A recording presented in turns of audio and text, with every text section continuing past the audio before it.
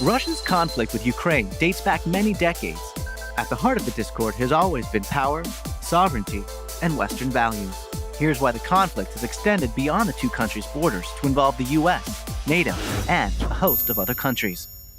The Soviet Union, also known as the USSR, was once a socialist nation that included Russia, Ukraine, and 13 other states.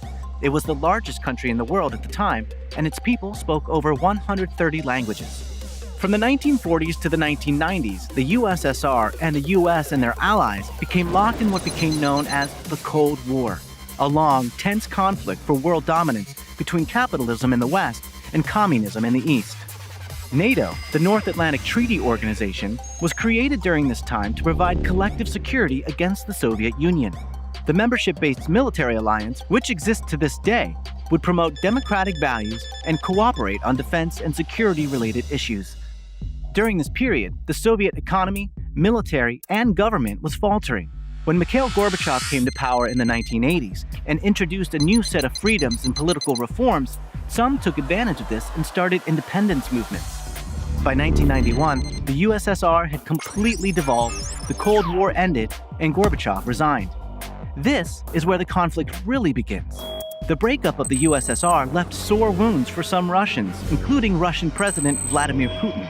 Putin called the end of the Soviet Union the greatest geopolitical catastrophe of the 20th century, and has been trying to gain control of the region ever since. At the same time, since the 1990s, many post-communist states requested, and have been granted, NATO membership, threatening Russia. Russia is especially concerned about Ukraine joining NATO and the European Union. Ukraine shares many cultural similarities with Russia, especially in the eastern and southern regions which are Russian-speaking. Putin has argued that Ukraine unfairly inherited historic parts of Russia during the demise of the Soviet Union. In 2014, Russia illegally annexed Crimea.